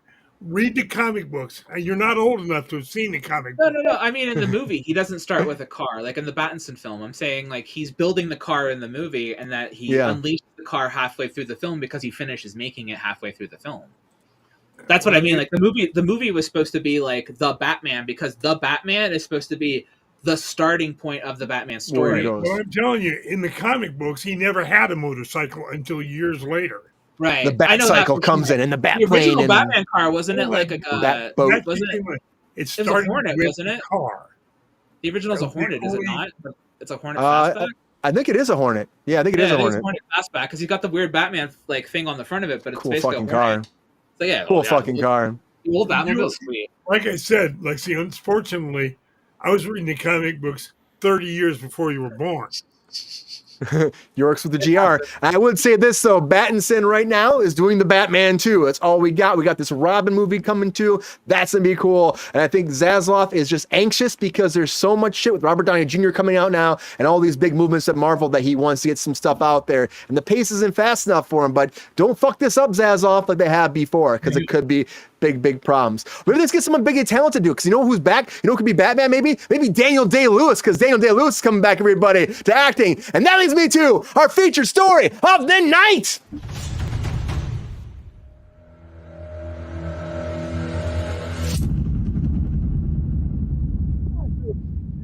Milkshake, and we have 5 milkshakes, and all the milkshakes send people to the boys and the towers and the street. I don't know what the fuck that is. But Daniel Day-Lewis coming back, everybody, which we knew he was going to. In 2017, we did the Phantom Thread. He said he was done. That was it. He's retiring forever, and he's coming back. Well, this makes sense why he's coming back now, especially because him and Focus Features and Plan B are developing this new project being directed by the very first time by his son, Ronan Day-Lewis. So it's one of those things you ask me, it's probably a situation where his kid wants to be a director and he's like, let's do a movie together. They wrote the screenplay together, father and son, working side by side. It makes sense. Your kid wants to get in the business. Why would you not do that? You're fucking Daniel Day-Lewis. Everyone's groaning in Hollywood right now because like, fuck, we're going to lose the Oscar next year. That's what everybody's groaning about right now because he's going to come in, he's going to win the Oscar, and his son's going to be fucking on stage with him. It's going to be a lovely event, and it's going to be amazing, but he can't stop. He'll never stop. And I think that he shouldn't retire. I mean, he can retire. He shouldn't ever retire. But this movie is going to explore the intricate relationships between fathers and sons and brothers and the dynamics of familial bonds on top of that. So then again, the last one he did was Paul Thomas Anderson's Phantom Thread. I'm excited to see him come back. I love him. I think he's a great fucking actor. I guess everyone's groaning because I think, again, at the end of the day, people are upset because every time Daniel Day-Lewis pops up, he like wins the Oscar and everyone's mad because they're like, what the fuck? Why is he back again? I thought he was gone. Where's my opportunity? Where's my Oscar? And that's just something that happens. Right, Mike? I see you laughing, but Mike, what do you think? Yeah. Is this going to shake the wavelengths of the industry right now? Get your game up, guys. Like he's raising the level. You got to get there with him. It's a skill issue. Although I wouldn't want to go up against him in an acting competition myself, so I can understand it. Dude, I wouldn't either. But do you think that like this makes sense? Like his son and him. Do you think it's just a thing where they wanted to do a project together? He came to his dad's like, "Come on, Dad, let's just make this together one time." I drink your milkshake. I drink it up. I drink it up. Brian, this puts me in mind of I was cruising through Netflix the other day, like looking for sitcoms that I hadn't seen, and there's some show from just like 2022 with Jamie Foxx that has a season of some just like crappy middle of the road sitcom, and I'm like, why the hell is Jamie Foxx doing this? But I look it up, and it's because he wanted to, produce something with his daughter. So he's spending time with family. This is not acting. So I can understand why he would do that in that context. With Daniel Day-Lewis, he said he was gone. He was going to go make shoes, be a cobbler or a cobbler, right? He did that for years. If he's half as good at making shoes as he is at acting, this is a major loss to the cobbler community. He's so good, Brian. I know. Everybody always says, why you say you're retiring? Because you have the opportunity to just not. You can just not work, and then pick it up. I did look on the on IMDb because this movie was actually written by Daniel Day-Lewis and his son. His son, yeah. So I wanted to see if Daniel Day-Lewis had any other writing credits. He does not. So, presumably discussions with his son, we would have had to come up with a good story for them to want to make this. But he's that particular area of his skill set is as yet untested. So I'm holding out hope. But more than anything, I just hope a father and son get to spend some quality time together, have a little bit of fun. Starting to get thirsty himself. Yeah, I get that though, Mike. I think that it probably is one of those things where they said, "Oh, your dad, your dad's gonna be in it. Okay, cool. Here's the money. Let's go. Let's go." Yeah, Daniel Day-Lewis to come out. Yeah. Done. And you're right. There'll be family time together, which will be fantastic for him, and that takes a lot. Maybe it'll like get him excited about being back in the business again and get him back to acting more. But who knows? He's been enjoying retiring. I saw someone ask like, why to retire? Because he was a cobbler. He wanted to do other things with his life. He said he wanted to learn new professions, and that's why he walked away multiple times in his career. But you don't have to retire. You don't have to, because you don't have to retire to go spend more time with your family. If you don't have to, you can just bring your family to work with you. Yeah. Right. I mean, luckily he's in that position. A lot of us aren't in this business, but some people are. I mean, some people are. There's like Denzel Washington's kid. He's out there too. There is a bunch of. There's a bunch of people in nepotism that's out there. Nepo babies are coming on hot. Aren't they? Sometimes they're great for a reason. Sometimes they're not. But I do love him, and I think he's a great actor. Carter, I know you're also like out there working on your craft all the time. Is Daniel Day-Lewis an inspiration for you? And are you happy he's back? Or are you a little bit pissed off too? Like, hey man, back off. I need more opportunities ourselves. My good man, I am ecstatic that he's back. He's definitely someone who is like the epitome of everything that you want in an actor. He commits, and he can definitely inspire the next generation, Gen Z, the Gen Alphas, etc., of some magnificent mountains of influence. And I think that's what Daniel Day-Lewis gives to every single character that he portrays. It's really a unique thing. It's a really beautiful thing. And to see him back in Hollywood doing what he does best is absolutely incredible. It's heartwarming. It's magnificent in every way. So, hey, I mean, he's the guy to like really be inspired by. Yeah, man. Do you think that this will like give him that itch though? You're an actor. You get that itch once in a while. You're like, do you think this would like make him be like, oh fuck, I want to do more. I want to do more. Because I don't know. They're not saying he's like the main person. I'm guessing he's probably the main person in this. But do you think this will like get him back in there? So like all of a sudden he's signing on with some of the greats too to make some big movies.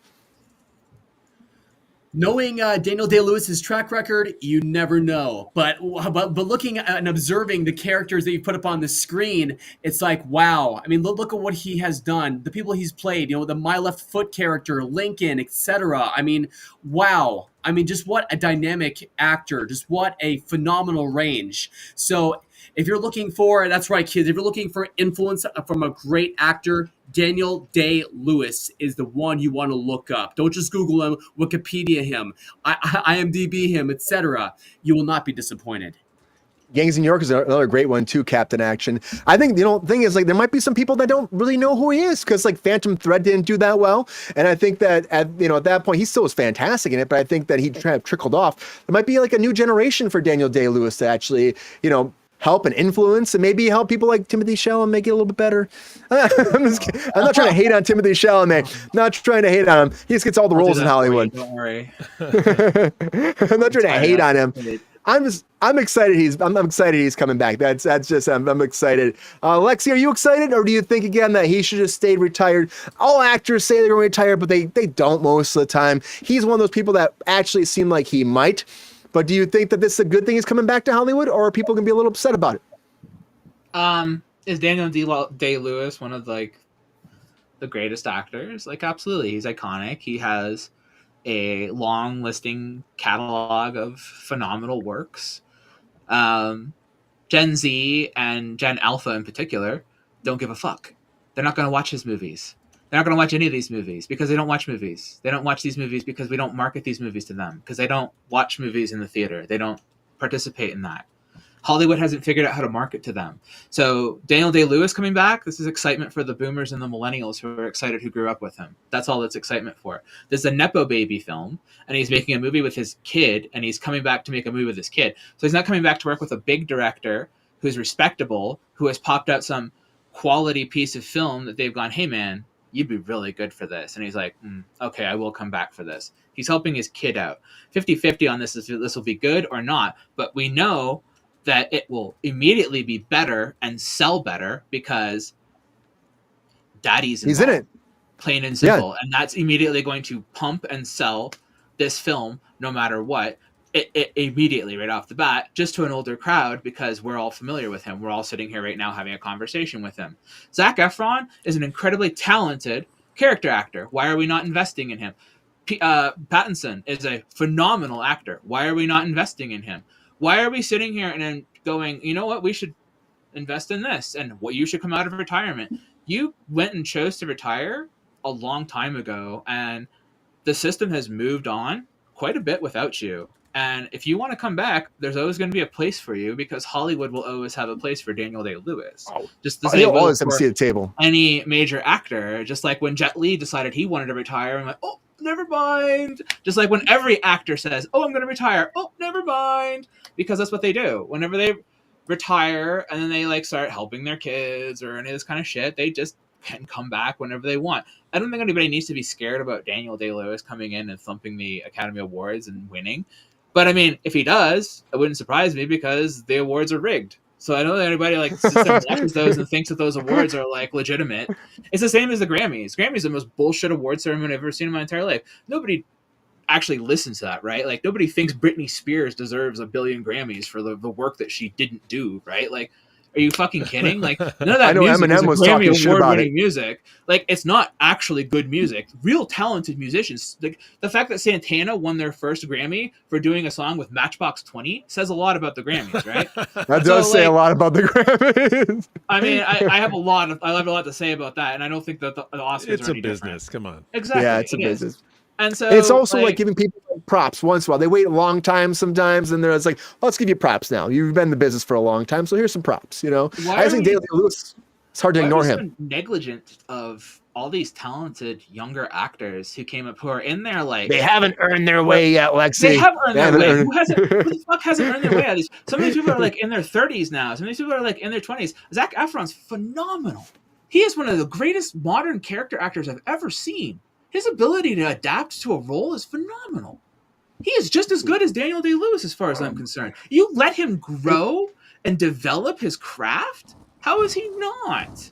It depends who you're up against, though. That's what it comes down to. You're waving at me, GR, because with like, You're we're off like topic. That's insane. why.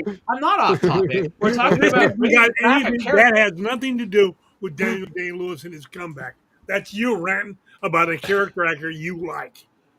No. I'm sorry. This is I'm Brian. saying that there's no value in bringing back Daniel Day-Lewis when there's other equally good character actors that we can bring in and do those He's roles. not a character. And we don't actor. need him. He's a lead. He's a Saying character Zac actor. Efron. Daniel Saying Zac Day-Lewis Efron is is as absolutely good a as character Daniel actor. Day-Lewis is Not saying pretty that. crazy.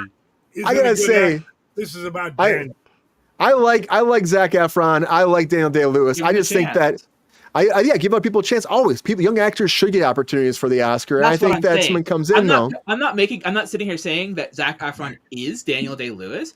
That's not what I said. I said he has the capacity to get to that level if you give him a chance. So does Pattinson. So do all of these people. But I don't think Charlemagne does. I don't think that he does. Like, I'm genuinely sitting here, like, as someone who studies film, I have 2 fucking degrees in film, okay? I know what I'm talking about. Like, And Daniel Day-Lewis is a character actor. He is a character actor. His entire career is built on fucking character acting. He's a character All the actor. time. So, Yeah. yes, he will come back as a character actor. And yes, like, there are better character actors coming up now that we can use, that we don't need to bring a guy who's in his fucking 70s back to do these roles, unless there are roles specifically suited to 70-year-old character actors.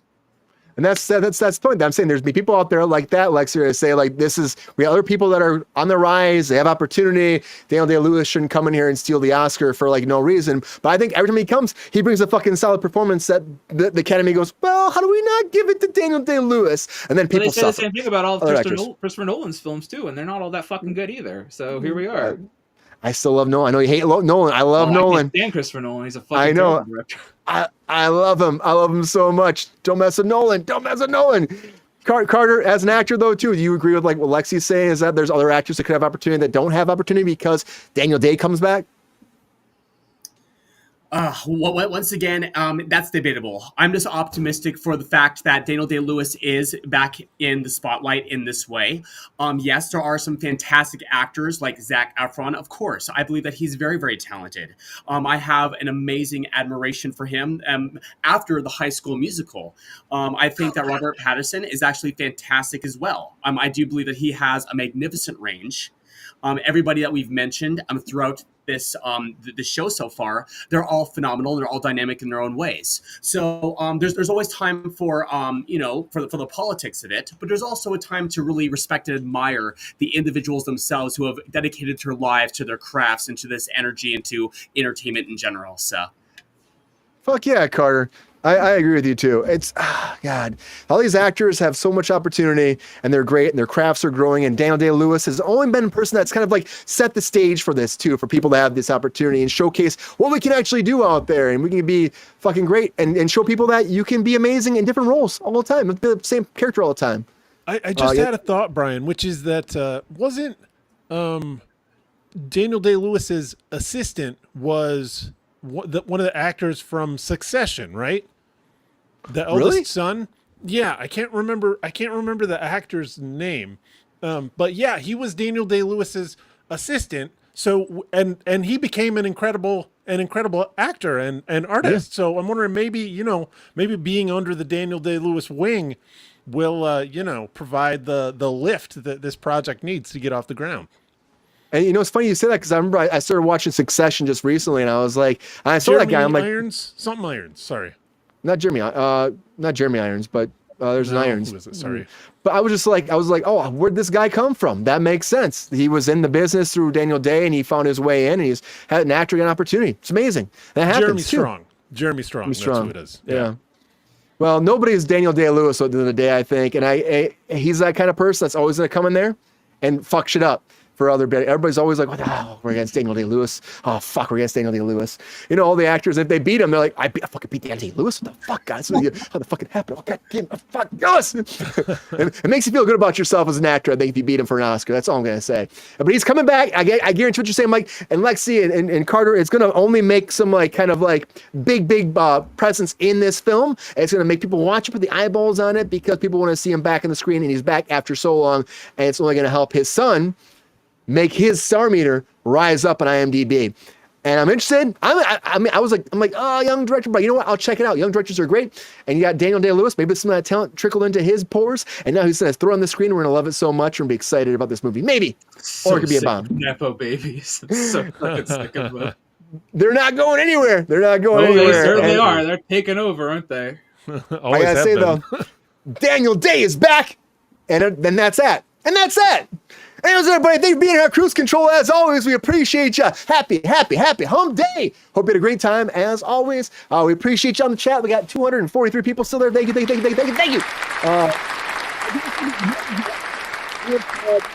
Yesterday, so thank you so much for that. The new people that are coming around Kruse Control, we appreciate you being here, and because of you, we keep growing, and then we keep getting better and better and better. We appreciate you as always. But anyways, have a great night, everybody. Thank you, Captain Action. Good to see you. Appreciate everybody being here. Mr. Carter James, Look Master, everybody. So happy to have you. Happy hot take master of the evening, Carter. Congratulations on that, and congratulations on the new album coming out, everybody. It's pre-sale starting now. Tell everybody about it one more time, Carter. The band is called Naked Lion, NAK'Dlion, and the CD is called The Low Dangling Fruit. It's available pre-sale today, October 2nd, and it'll be available to the world October 23rd. Yes!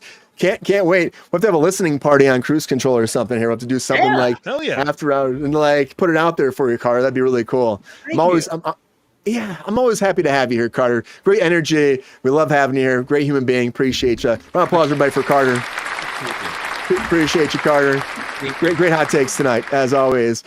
Miss Lexi Koval. Lexi, thank you for being here on Kruse Control as well. Happy hump day. Thanks for joining our little humpy day on a Wednesday. We appreciate you. Thank you for the takes, everything else, and everything you bring to it. We appreciate you, Lexi. Hope you had a great time. And and have a great rest of your week. But thank you for being here. That's what I do. That's what I'm here for. Well, we appreciate you as always. Cages. Rattle the fucking cages. And like I said, Carter will piss in the face of negativity too. He's got a song. We know about that song. That's a different time. I need that song from when Carter comes on the air. Everybody's gonna have theme songs eventually, I think. We've been discussing this. Theme songs all around. GR's got one. Everybody needs to have one. Thank you, Thirsty Daddy, out there, for helping us out. Technical support, bringing some takes in. Appreciate you, GR. Hope you had a great night tonight as well. Yeah, Brian, it was a pleasure. Appreciate you. And of course, my intellectually touchy co-host here, Mr. Mike Casey. Appreciate you, man. When you say touchy like that, it doesn't sound so great, Brian. Really, I'm going to get canceled. as soon as it came out of my mouth, like that doesn't sound right at all. Not at all. Our touchy, I can't say touchy at all. Touchy ghost is his handle, so it goes in my head. Thank you, Mike, for being here. Appreciate you. Hope you had a great time. Yeah, thanks everybody that was here with me. It's been an honor. And Brian, congratulations to you, man, with your numbers going up and I think the production value of it makes me proud to join every week. I got 10 more seconds left, and this is what I'm gonna do. I drink your milkshake. I drink it up. Oh Drink God, that One of milkshake my up. favorite movies. I couldn't love that anymore. That movie's so good. That's like honestly one of the best fucking movies ever made. Like as much I as I will- like so love good. Dale I'll Day-Lewis, reevaluate Zac good. Efron I'm an just old for man. you, Lexi. You're an Genuinely, old like man. if you start looking at his See Captain catalog, Action. it's incredible. I'll get in there.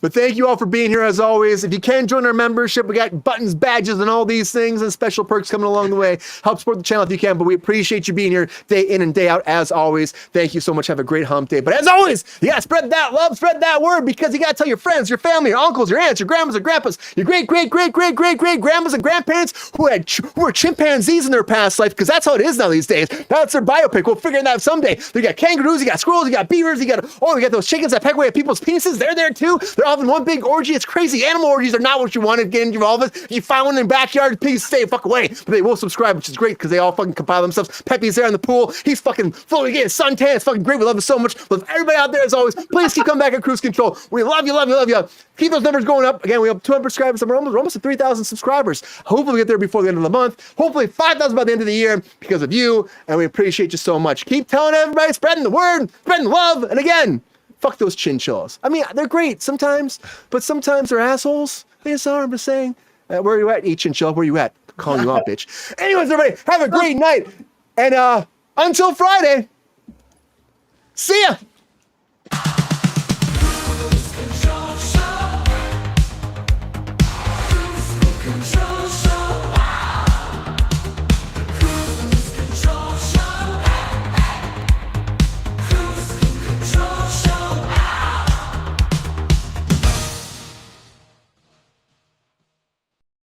Yo, player, if you enjoyed this video, please like and subscribe and hit the bell to be notified when we are live. And if you are able to join our Patreon, please join. Because the pep star needs more snickety snacks. Because I'm hungry. Holla back. Love y'all.